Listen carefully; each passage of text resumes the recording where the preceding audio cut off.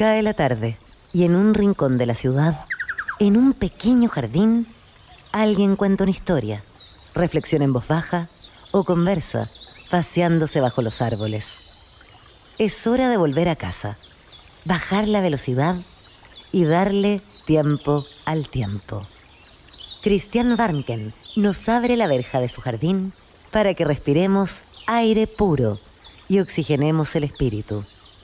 En Pauta, aquí comienza Desde el Jardín, una presentación de Fundación Irarrázaval, desde 1920, al servicio de la educación, humanismo y técnica. Y Grupo Viva, promoviendo la sostenibilidad en la empresa y los barrios. Lo esencial de toda exploración será volver al propio jardín y ver las cosas por primera vez, decía el poeta T.S. Eliot. Muy buenas tardes, queridos y queridas radiovidentes que nos escuchan y que al escucharnos nos ven en Antofagasta, en Temuco, Viña del Mar, Valparaíso, los que nos siguen por pauta.cl, también por Spotify. Estoy abriendo puntualmente la verja de madera de mi jardín, como de lunes a viernes a las 8 de la tarde aquí en Pauta. Hoy día en el Mercurio, una columna muy interesante de Eugenio Tironi. No contentarse con el último eslabón.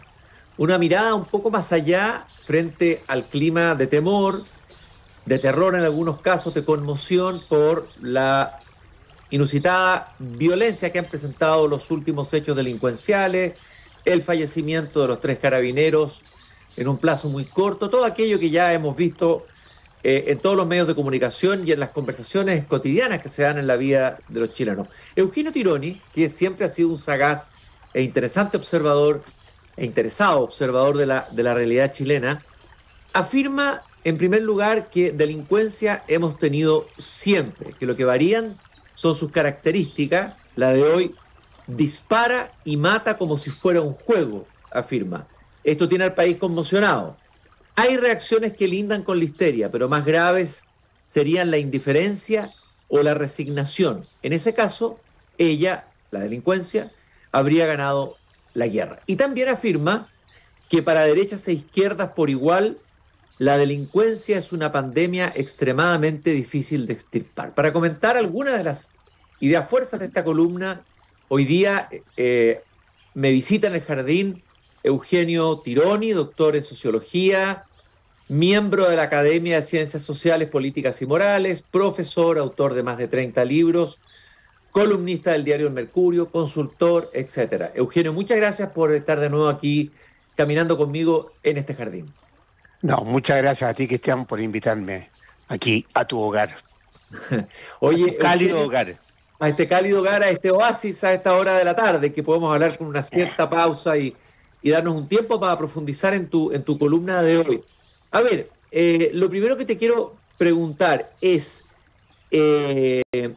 cuando tú hablas de que hay reacciones que lindan con la historia y otras con la indiferencia o con la resignación, ¿cuál sería el punto medio, digamos, entre la histeria y la resignación? ¿Cuál sería la actitud correcta que debiéramos como comunidad, como país, enfrentar esta emergencia, por decirlo así, delincuencial o de violencia que estamos viviendo hoy día?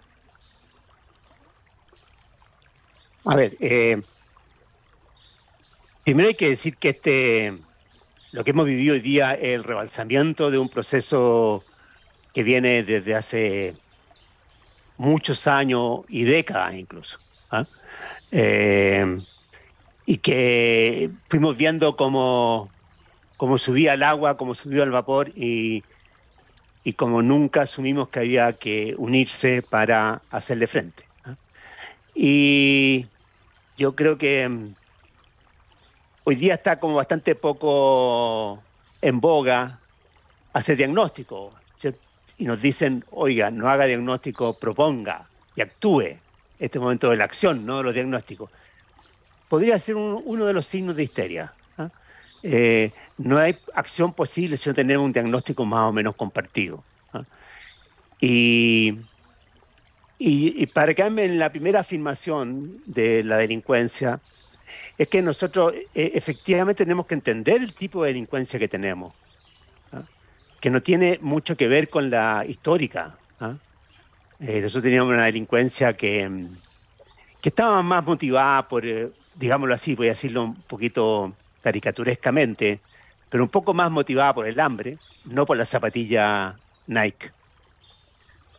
Una delincuencia que era cuidadosa del uso de las armas de fuego, porque temía las consecuencias y porque tenía, si, si uno podría decirlo así, un cierto dejo de humanidad, ¿ah?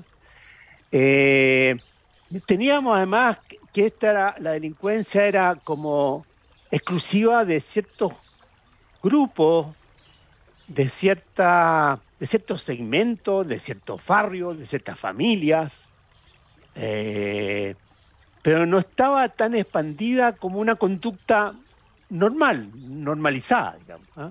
Eh, de que así como uno se pasa por la berma, como así como uno no paga el tag o le pone una, un cartón a la patente, así como uno no da boleta, así como otros dan boletas para descargar impuestos, ¿ah?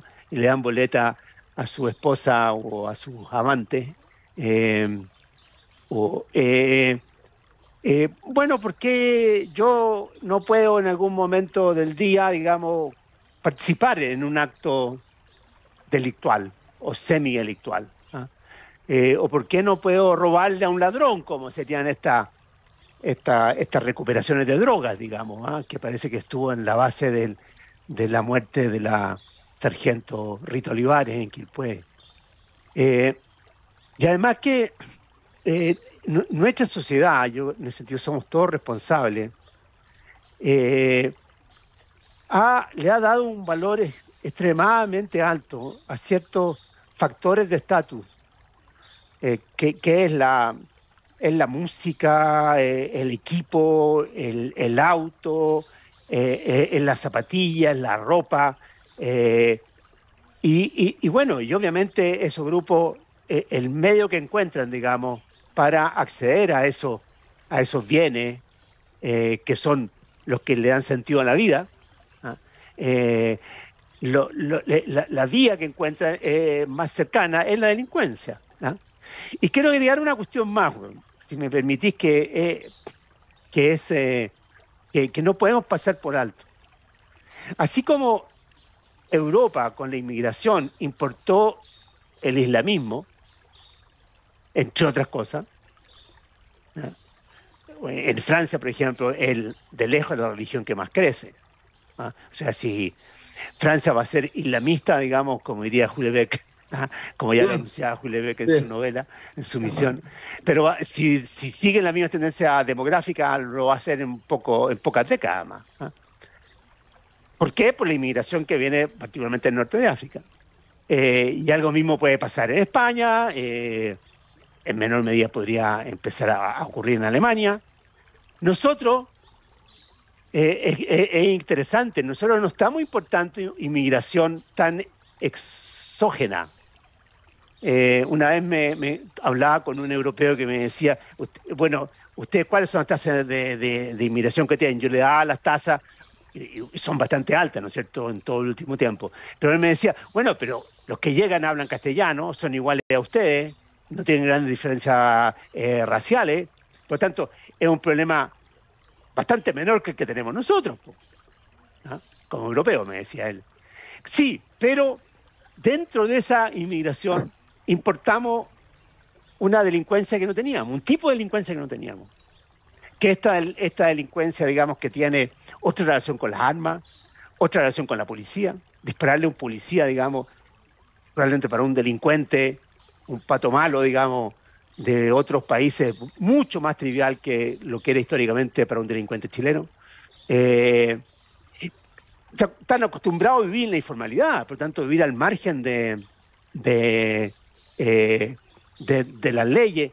Hay una película en Netflix que yo recomendaría ver, que se llama Los Reyes del Mundo, una película colombiana, que es la historia de unos niños de la calle de Medellín, ¿ah?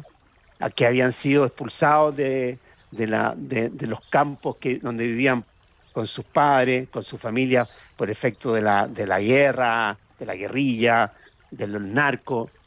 Y ellos, es maravillosa la película, que te muestra lo que es vivir en los márgenes. Bueno, hay toda una juventud, hay toda una juventud chilena, pero sobre todo que estamos importando a través de la inmigración, que no sabe sino vivir en los márgenes, que no ha sabido nunca sino vivir en los márgenes, que no conoce la norma, que no conoce no tiene internalizado el temor a la ley, y desde luego el respeto a las policías.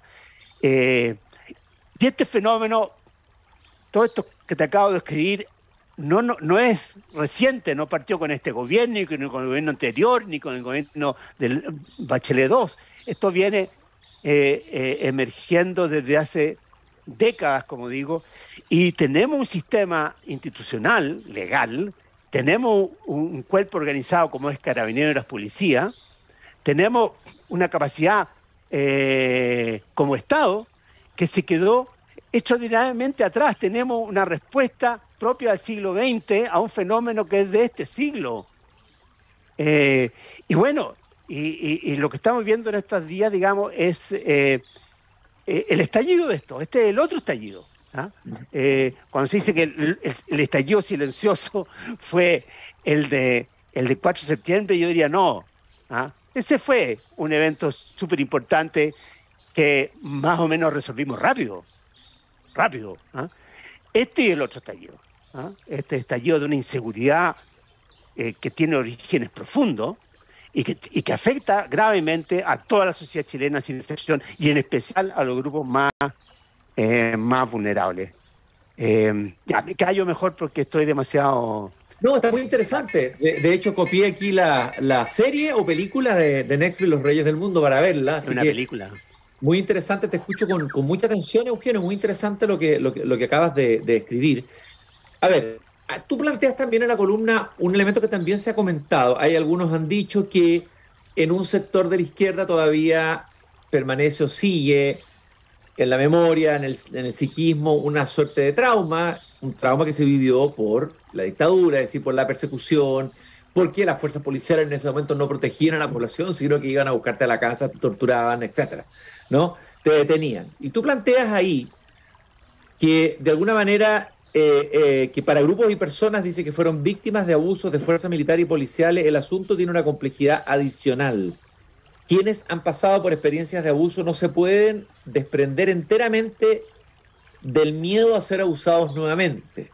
Por lo mismo les cuesta depositar confianza en las instituciones sindicadas como responsables. Hay quienes afirman, en una postura distinta a la que tú estás planteando acá, de que aquí efectivamente hubo un trauma, pero un trauma que tiene que ser superado, que de repente hay abuso de ese trauma, más bien para justificar el que no haya represión cuando haya que hacer. A ver, miremos un poco ese fenómeno, vale la pena detenerse ahí. O sea que hay una parte de la población que probablemente, y una parte de la izquierda que le ha costado más tomar el tema de la seguridad o apoyar a Carabineros, etcétera, justamente por este trauma histórico, que cuesta entenderlo cuando uno no lo ha vivido, evidentemente.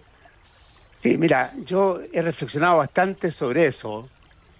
A mí me dolió que los parlamentarios del Frente Amplio y del Partido Comunista se abstuvieran de votar a favor un aspecto de esta ley que se aprobó la semana pasada, por la cual el gobierno se jugó y consiguió un acuerdo con la oposición.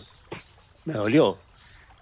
Pero también me duele, y me duele aún más, el que se les busque satanizar y acusar de cómplice de los asesinatos de Carabineros. Esa afirmación que está un poquito en las redes sociales y que a veces se dice con un poquito más de diplomacia, pero estaba el subtexto de muchas declaraciones de dirigentes políticos, parlamentarios, me parece de una profunda crueldad. Iba a usar la palabra injusticia, pero preferiría decir crueldad. Porque una cosa que sabemos, Cristian, y hay muchos estudios sobre eso, primero es que la memoria se hereda, digamos, ¿eh? Y normalmente las segundas o terceras generaciones Eh, y la memoria y los traumas se heredan, y muchas veces la segunda o tercera generación vive los traumas incluso con más fuerza que la generación directamente afectada o la persona directamente afectada.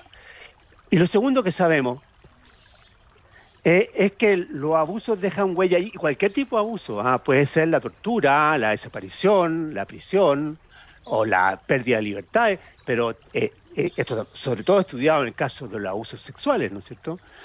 Eh, eh, es muy delicado decretar el fin del trauma. Es muy delicado decir, oye, los traumas pueden durar 5 años, 10 años, 20, pero no más que eso. Ya a partir de eso es victimización. Es muy delicado pedirle a las personas que fueron objeto de abuso que vuelvan a depositar confianza, como digo yo en la columna, con las instituciones que fueron responsables o fueron tildadas de responsables. Digo, para hablar derechamente, porque hoy día como que este es un tema que prácticamente es tabú, porque uno puede ser condenado y crucificado en las redes sociales por decirlo. Lo que ocurre es que a Carabineros de Chile le correspondió, bajo la dictadura militar, ejercer las funciones más atroces en materia de muerte, como el caso de los degollados, como en materia, digamos, y en materia represiva, sobre todo a nivel popular, a nivel de campesino, de dirigente agrario, del mundo popular. Entonces, en ese momento no se habló de proteger a Carabineros, de someterlo, digamos, a tener que cumplir con estas órdenes. Entonces, yo discrepo, pero soy respetuoso y creo que tenemos que ser todos respetuosos. A lo mejor nunca vamos a hacer completamente justicia, como dice Cristóbal Jimeno en ese libro maravilloso que se llama La Búsqueda, que escribió con Daniel Amor, que habla sobre la búsqueda de los restos de su padre, de Claudio Jimeno, que fue apresado en La Moneda y asesinado en Peldehue, cuyos restos fueron enterrados y luego sacados de ahí para hacerlo desaparecer. Nunca vamos a hacer justicia, nunca vamos a hacer reparación, pero por lo menos esa familia, que no son solamente familias biológicas, son también familias políticas, culturas políticas. Y no se trata solamente de aquellos que lo vivieron en carne propia, sino que sus hijos, sus parientes, sus nietos. Yo creo que les merecen un poco de respeto. Y no ser víctima de una revictimización. O sea, ahora culparlos a ellos, de ser cómplices o aliados de los asesinos de Carabineros es como dije, de una crueldad extrema, porque lo están acusando de ser los abusados de ayer, hoy día son los abusadores de hoy. Los abusadores frente a Carabineros, me refiero. Y eso, no sé, me parece muy, como dije, muy, muy impropio. Entonces, eso me hizo, esa ha sido mi reflexión sobre esto. Y te agradezco que me invite a explicitarla un poco más de lo que lo puedo hacerlo en la columna, digamos.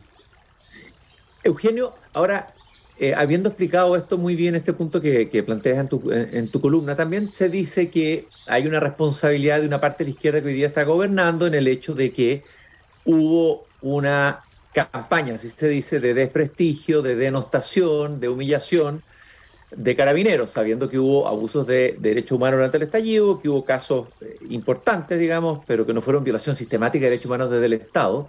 Sin embargo, hubo una campaña muy fuerte contra Carabineros en las calles, en el lenguaje, en todas partes, que permeó no solo a la izquierda, y una parte importante de la población. Era cosa leer las encuestas en ese momento de cómo era validado Carabineros y cómo es validado ahora. A ver, ¿qué pasó ahí? ¿Cuál es tu mirada de aquello que pasó ahí? ¿Crees tú que efectivamente que eso ha tenido consecuencias o tiene algo que ver con lo que está pasando hoy día, en el sentido de que eso, según lo que plantean los críticos de esa etapa de denotación de Carabineros, es que esa causa un poco de la anomia que se instaló en la sociedad chilena?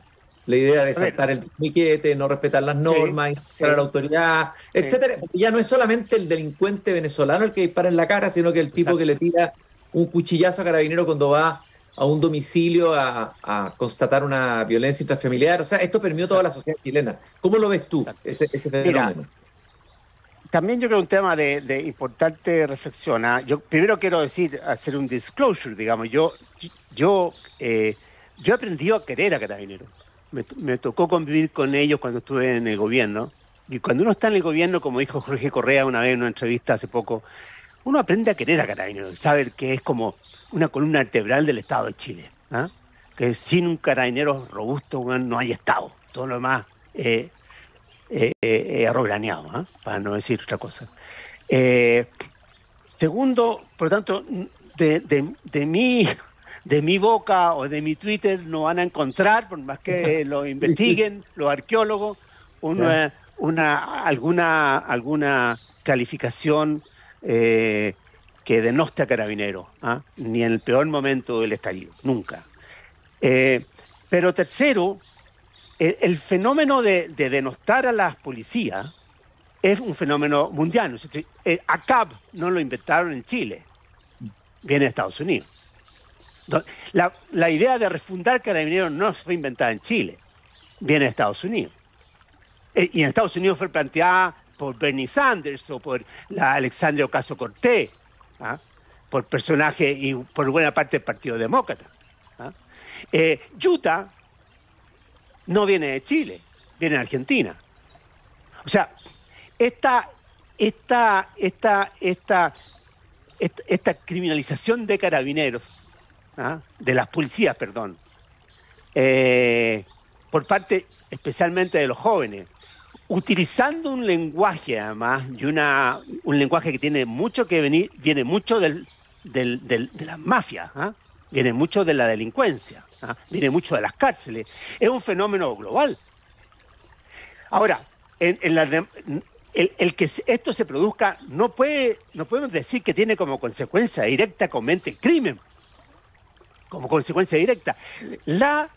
El hecho que tú mencionaste recién, Cristian, de que hubo una caída tremenda de la adhesión pública a Carabineros, que es algo gravísimo, porque si Carabineros no tiene el respaldo de la ciudadanía y obviamente del sistema político, es totalmente inútil, es como una pólvora mojada. ¿Ah? No tiene efecto. Pero eso venía de mucho antes del estallido, mucho antes de los rayados ACAB, mucho antes del Matapaco. Y tuvo que ver fundamentalmente con los casos de corrupción, huracán, qué sé yo, todas las historias que Carabinero Gate habría que decir ahora. No podríamos decirlo de otra manera porque me podrían censurar aquí en la radio. No hay censura aquí, no te preocupes. ¿Eh? Ya, gracias, No te gracias. hago censura. Me pueden Ya, expulsar. Oye, ya. entonces, entonces yo creo, en definitiva, sin concordar en absoluto con lo que fue ese proceso tan, digamos, establecer una relación directa entre el estallido y el Matapaco, ¿ah? Y la Yuta y el ACAB, con el asesinato de Carabinero, me parece que formaría parte, digamos, de lo que ahí califico como histeria. Que es un factor que debilitó a Carabineros, lo debilitó. ¿Ah? Pero además era una cuestión referida a su actitud ante la protesta social. No tenía que ver con su actitud respecto del crimen. Ahora, que las dos cosas tienen relación, cierto que tienen relación, lo estamos viendo ahora. Por ende, más responsabilidad aún de Carabineros, ¿ah? de tener una conducta frente a la protesta social y una conducta, perdón, yo soy muy convencido de eso, y en cierto modo también lo digo en la columna de hoy, es que las conductas censurables de Carabineros ante el estallido tienen que ver fundamentalmente con un desborde de su capacidad técnica, de su equipamiento, de su personal, del estado físico de su personal. No fue no fue por maldad intrínseca que dispararon y provocaron daño ocular. ¿Ah? Fue porque estaban asustados, porque estaban desbordados, porque no tenían capacidad, porque nosotros como sociedad no le habíamos dado capacidad, no le habíamos otorgado recursos para defendernos y tuvieron que defendernos con lo que tenían. Y eso los llevó a esos casos que estoy de acuerdo contigo, 100% no fue una conducta sistemática de violación a los derechos humanos.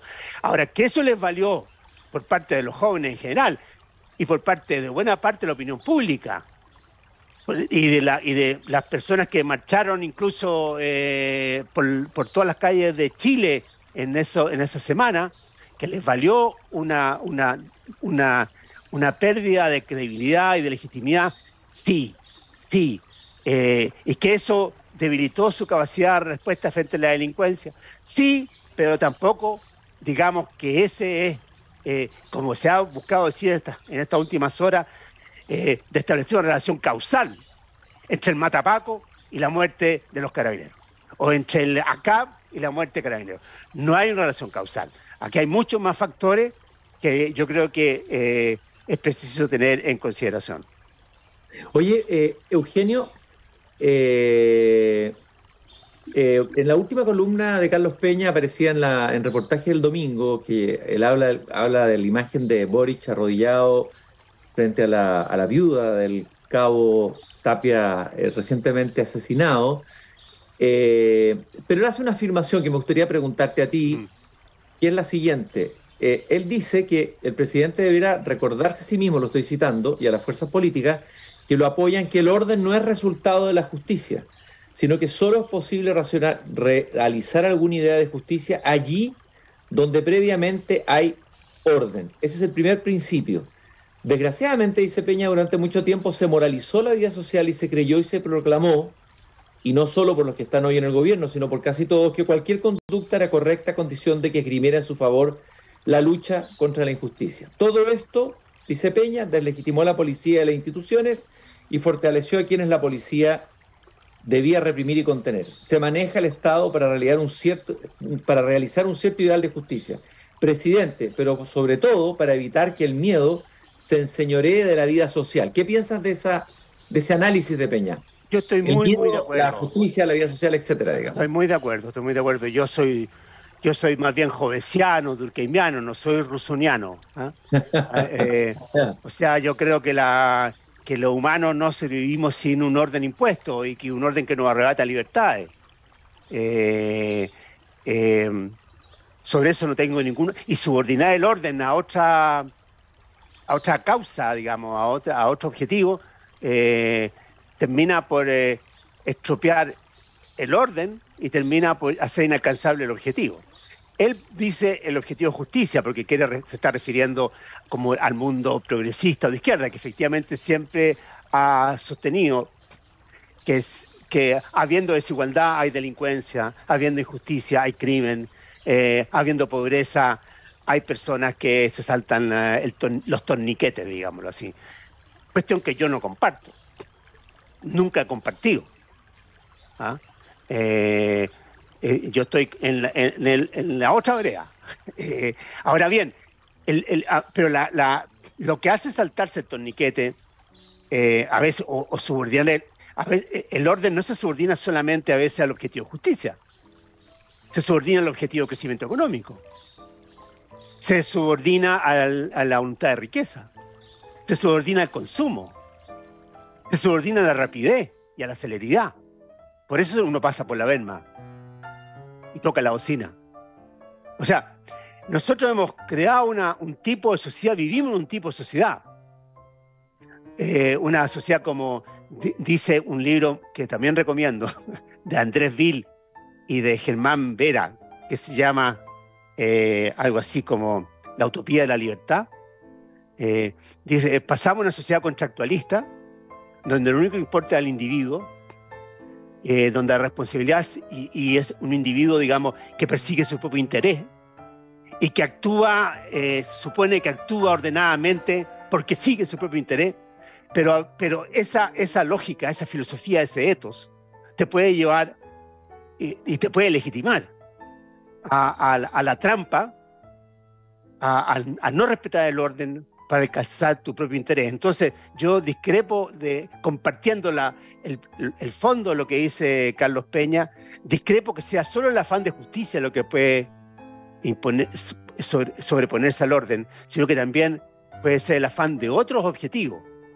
Y eso lo hemos visto en la economía, en la dinámica empresarial. Además, esto es muy conocido en la literatura sobre la empresa y sobre el capitalismo, ¿no es cierto? Que el capitalismo, lo que empuja el capitalismo es la innovación, y la innovación es la ruptura del orden. ¿Ah? Lo que empuja el capitalismo, según es la codicia, ¿ah? El hambre de riqueza, y eso implica romper el status quo. ¿Ah? Y bueno, ¿cuántos casos conocemos, ¿no es cierto?, de otro tipo de delincuencia de cuello y corbata, en que se ha efectivamente, en función de estos objetivos del crecimiento, de aumentar las ganancias para los accionistas y así por delante, se han roto los órdenes y las regulaciones económicas de todo tipo, y tenemos colusión y cosas, o qué sé yo, o transgresión de las normas medioambientales, o trampas, como el famoso caso Volkswagen respecto a la medición de los gases de los automóviles. Eso, se fija, el capitalismo funciona y eso es imposible evitarlo. Uno puede evitarlo ex post, pero no puede evitarlo ex ante, porque si no se convertiría en un sistema sin energía, sin fuerza, sin pulsión, ¿eh? Rompiendo el orden. Entonces, me parece que me gustaría leer otra columna de Peña en que no solamente el impute a la ansia de justicia, el quiebre del orden, sino que también a otras ansias que son lamentablemente aún más dominantes en el mundo en que vivimos, que la de justicia. Oye, Eugenio, ya nos sobrepasamos, nos quería hacer la última pregunta. Tú planteas al final en tu columna que es fundamental una cierta unidad, y que el hecho de que haya habido una unidad bastante transversal en general, salvo en la votación que tú señalaste al comienzo, que un sector de la coalición gobernante se restó en un artículo dentro de la ley, y que algunos han visto ahí que fue un golpe duro para Carolina Toá, digamos, y para el intento que estaba ella haciendo desde el Ministerio del Interior. A ver, uno ve, dice Carlos Peña que ve al gobierno de rodillas. Eso puede ser discutible o no la afirmación, pero sí está complicado el gobierno, y la complicación más grande es que parece que no. Bueno, hoy día se aprobó la ley de 40 horas, lo que me parece una noticia extremadamente positiva. Eso da como una señal de que no es el único tema que predomine, y puede dar una señal positiva y de agenda propia del gobierno, pero la seguridad puede comerse todo, digamos, y sabemos que no tiene soluciones fáciles, también lo dice. No hay fórmulas fáciles, no las ha habido, no hay en ninguna parte del mundo, y quien lo diga está mintiendo. Entonces, ¿qué tiene que hacer el gobierno, crees tú, así muy breve, para que no se lo coma la seguridad, digamos, para que no termine paralizado, sin iniciativas, sin agenda propia, etcétera, etcétera, etcétera, en los meses que vienen? Bueno, muy difícil pregunta. En todo caso, a mí que el poder se arrodille ante un drama humano me parece excelente. No me parece denigrante. Cuando los poderes políticos y las autoridades políticas no se atreven a arrodillarse, ahí estamos en problemas. Segundo, hay un gesto enorme, gigantesco, de tener a todos los presidentes presentes, rindiendo el homenaje a carabineros. Creo que en la clase política el Parlamento dio una señal muy valiosa al unirse en torno a esta ley. Lo que es difícil porque estamos en un momento de competencia, porque hay elecciones a puertas. Yo creo que la desunión, digamos, es el hábitat donde crece la delincuencia. O sea, ¿dónde crece la delincuencia? En sociedades poco cohesionadas, ¿no es cierto? Como tú decías, en sociedad anómica, ¿eh? Y ella se encarga, la delincuencia, de ahondar la anomia para prosperar, donde el Estado está fallido, donde el Estado naufraga. Nosotros, yo creo que estas últimas horas hemos mostrado un Estado que, como dijo el presidente Boric otro día, no tiene fisuras respecto de esto. Eso es extraordinariamente valioso, más allá de las querellas, de las discusiones que puedan haber. Ha sido interesante ver cómo esto se ha visto desde otras partes de América Latina y del mundo. No sé si leíste ayer o si los auditores han leído la editorial del diario El País ayer, un gran artículo del editor de América del diario El País, mostrando el problema que tiene toda América Latina con esta alza de la delincuencia desde México a Chile, pero subrayando que Chile logra tener a todos los presidentes de la República rindiendo el homenaje a su policía. Cuestión que no lo vemos en el resto de la región. Entonces, yo creo, digamos, que la verdad, si hay un verdadero cómplice hoy día de la inseguridad y la delincuencia, es aquel o aquella que se deja llevar, que siembra la división, que siembra, que en función de intereses muy cortos y de inmediato quiebra este acuerdo básico al cual hemos llegado. Yo creo que el gobierno efectivamente tiene que atender esta demanda del país. Creo que esto no se puede reducir al último eslabón, como digo en la columna, que es darle más atribución al policía para que dispare sobre el delincuente. Ese delincuente está allí y lo hemos visto en los casos que hemos conocido porque ha cruzado varios eslabones. Ha estado o no fue detenido o se arrancó de la cárcel o fue indultado o viene de una familia totalmente disfuncional o qué sé yo, entró clandestinamente a Chile. Es toda una cadena. Y si no encaramos la cadena en su conjunto, si dejamos que nuestros niños y jóvenes sean capturados por esta lógica de que la vida es un juego, que la vida no vale nada, digamos, como lo hemos aprendido desde el norte, desde nuestro querido México, si dejamos que los niños abandonen la escuela y caigan en manos de las bandas de narcotráfico, y si no invertimos en mejorar la eficacia de Carabineros, tener un Carabineros 2.0, un carabinero en el tiempo de la inteligencia artificial, no de las viejas cucas y guanaco. Yo creo que vamos a ir por mal camino. Yo soy optimista. A mí en cierto modo considero una bendición que este pencazo, que este terremoto, que este estallido le caiga a esta nueva generación, ya a estas nuevas corrientes políticas que en general han sido que son más bien rusonianas que jovencianas, el que a ellos les corresponde asumirlo, y aunque les resulte dolorosísimo porque significa un cambio paradigmático, como también comenta José Joaquín Bruno en una también notable columna en el libro de hace unos días atrás, que esta generación está sometida a un reset.